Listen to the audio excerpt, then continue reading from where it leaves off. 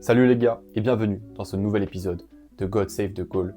Aujourd'hui au programme, récap de la première journée de Premier League. Dans les grandes lignes, je vais aborder 4-5 points qui sont pour moi intéressants, sur lesquels on va discuter un petit peu plus en profondeur pour ceux qui n'ont pas tout suivi, toutes les statistiques, tous les résultats.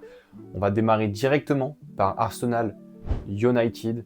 Des choses à dire. On va commencer avec les recrues côté United qui je trouve ont été plutôt impressionnantes, notamment Mbeumo dans les duels, dans l'envie, dans le fait de toujours se projeter, aller de l'avant. Il a vraiment incarné un petit peu cette révolte mancunienne.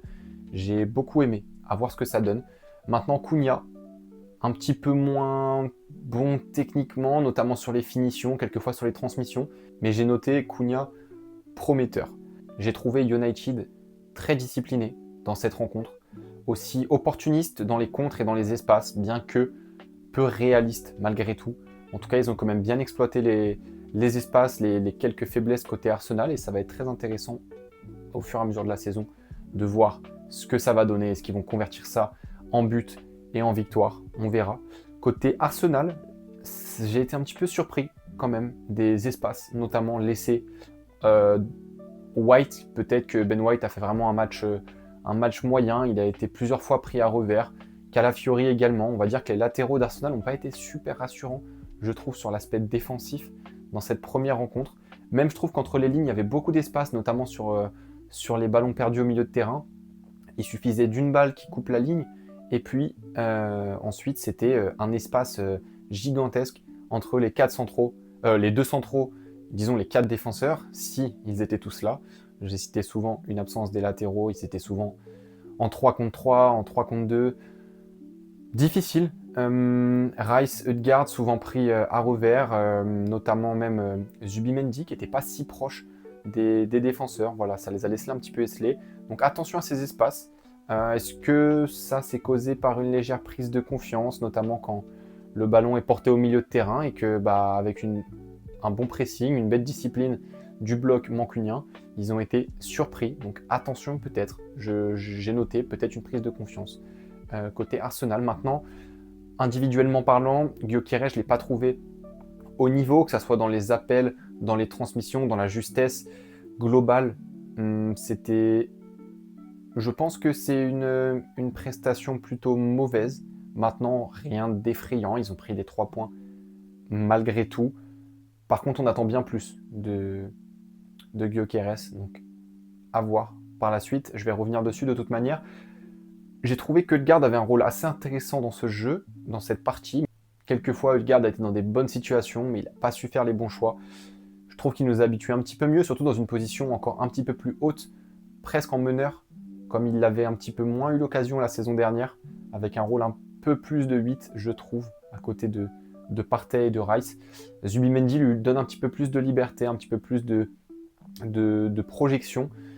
J'attends plus de Ødegaard personnellement. Maintenant que ça soit Saka et Martinelli, bon, rien à dire particulièrement. Je les ai trouvés plutôt moyens, voilà, comme l'entièreté de l'équipe d'Arsenal.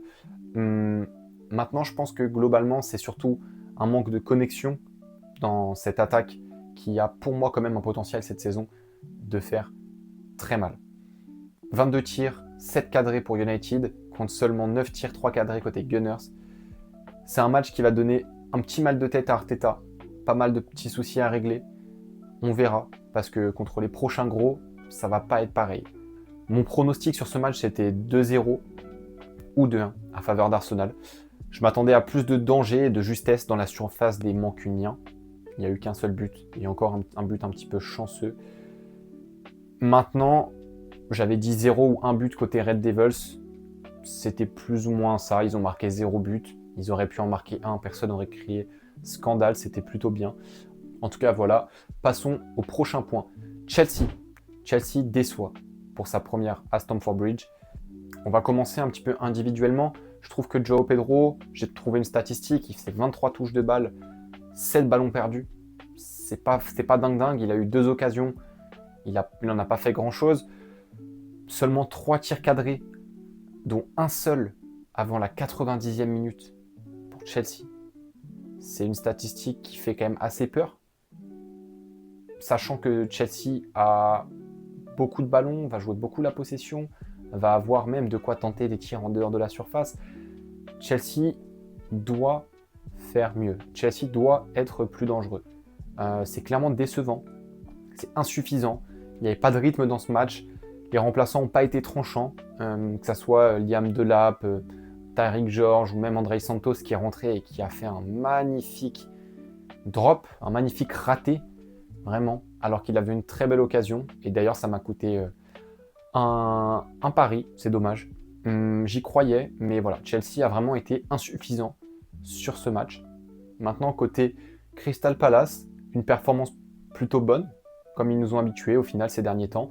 Belle performance pour moi de Eze, avec notamment 6 tentatives, dont un coup franc direct refusé, malheureusement. Il a tenté, je crois, 3 frappes assez lointaines, un petit peu à l'image un petit peu de Mbeumo qui endosse la révolte et l'envie d'aller marquer des buts. Voilà, j'ai bien aimé. De toute façon, c'est pas nouveau, mais encore une fois, une belle performance de Eberechi Eze qui serait probablement sur le départ pour aller à Tottenham. Rien n'est sûr, une nouvelle offre a été faite aujourd'hui avec 55 millions plus 5 millions. On verra. Mon pronostic sur ce match, c'était 2-1 ou 3-1 à faveur de Chelsea. Et clairement, les 2-3 buts de Chelsea, c'était pas une bonne vision. Ils n'ont pas eu la confiance qu'ils avaient affichée en pré-saison. Peut-être un petit mélange entre hausse d'adversité, plus pression sur les individualités, ainsi que les manques d'automatisme. Ça peut expliquer ça. Maintenant, attention, parce que le London Derby contre West Ham arrive dès ce vendredi et ils vont avoir intérêt à se remuer un petit peu. Le 1 but pour Crystal Palace, je trouve qu'il était quand même plutôt cohérent. Bien que leur but ait été refusé, ils ont eu leur chance de marquer. En tout cas, des Eagles qu'il faudra surveiller contre un Nottingham Forest affamé à la 2e journée dimanche. Un match auquel d'ailleurs je pourrais assister, j'ai hâte de voir. Ça va être un match très intéressant. Le point suivant, c'est Sunderland, présent au rendez-vous. Premier match de Sunderland, comme on l'avait dit, contre West Ham à domicile, contre un club plutôt quand même correct, même si c'est plutôt un club de bas de tableau. Sunderland n'était pas favori, je me rappelle d'une cote à 3,20, et pourtant Sunderland gagne 3-0 cette rencontre. On va revenir un petit peu sur ça. Sunderland, dans ce match, c'est 10 tirs, dont 5 tirs sur corner. 4 têtes, 3 buts. Globalement, peu de danger, mais quand même une bonne exploitation des contres, des situations favorables acquises dans le match. Ils ont su être opportunistes, ils ont su être même réalistes et marquer ces 3 buts-là. J'ai trouvé intéressant aussi les longs ballons directement depuis la ligne défensive, notamment Ballard qui va envoyer devant sur Mayenda en profondeur, sur Talbi, vraiment chercher dans le dos de la défense, et ça a bien marché dans cette rencontre. Ils ont pu gratter quelques corners comme ça, corners sur lesquels notamment ils se sont créés des occasions et des têtes, même s'ils n'ont pas marqué concrètement sur corner. Globalement, un petit peu de réussite sur ce match, mais une victoire à domicile qui est bonne pour la confiance du groupe. Pour parler un petit peu de West Ham, j'ai trouvé que c'était une équipe trop peu agressive sur le porteur du ballon, quelque chose d'important contre des promus où l'aisance technique peut être un petit peu plus faible que dans d'autres clubs de Première Ligue. Et là, clairement, le pressing, il n'était pas là. Ils se sont créés une seule grosse occasion. Une faute de main du gardien sur le 3e but. C'est une reprise difficile pour West Ham. En tout cas, affaire à suivre. Point suivant, Forest montre leurs ambitions.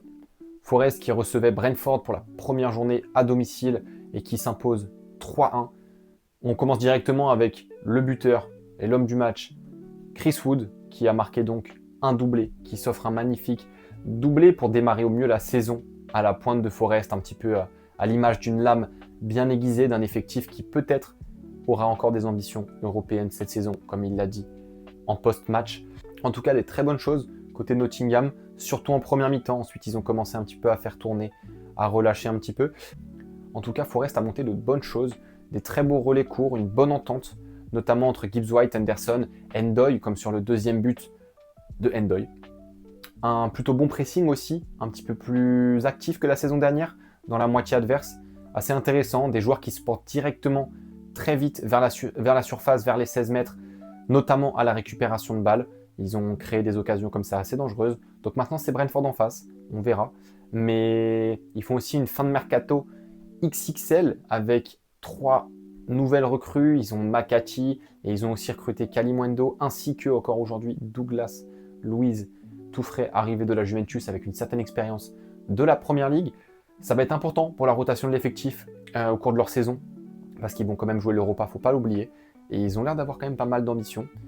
Donc, ça va être intéressant. Le prochain déplacement, c'est à Palace. Un match où je serai d'ailleurs présent, j'en ai parlé un petit peu plus haut. Ça va être assez révélateur de leur niveau contre une meilleure adversité, encore plus à l'extérieur. On va voir un petit peu plus de ce Forest, en tout cas très intriguant, très intéressant, très inspiré. Et les gars, on arrive au dernier point de cette review. On va parler de Manchester City. Manchester City prévient la Première Ligue de son retour. C'est vrai qu'on ne savait pas trop à quoi s'attendre avec City. Bon, une affiche contre Wolverhampton, certes à l'extérieur, c'était quand même du pain béni pour démarrer. Maintenant, c'est quand même un match plutôt intéressant qui pose des bonnes bases. City qui reste réaliste sur ce match avec 4 tirs cadrés pour 4 buts. Stat intéressante aussi, 6 tirs des 8 dans la surface de réparation ont été de Erling Haaland. Donc on voit que on se projette pas tant que ça côté City, on assure, on frappe de loin, on se projette un petit peu, on envoie dans la boîte et Erling Haaland s'occupe de tout, un petit peu comme à l'époque 2022-2023, les saisons dans lesquelles ils ont été intéressants. Maintenant à voir comment certains joueurs comme Reinders pourraient se projeter un peu plus dans la surface, certains peut-être comme Doku, comme Oscar Bob pourraient rentrer et rajouter un petit peu plus de danger sur les côtés. Contre les gros clubs, ça va être difficile. Il ne s'agira pas juste de Erling Haaland, il va falloir faire mal de partout. Donc voilà, rien n'est encore dit. Reinders, intéressant. Il a été impliqué dans les 3 premiers buts de City, qui sont les 3 plus importants. Le 4e, on en reparle après, qui était aussi très beau. Plutôt intéressant, parce qu'il a été à la baguette, un petit peu comme un Kevin De Bruyne, même si leur style de jeu est pour moi pas vraiment comparable. C'était intéressant.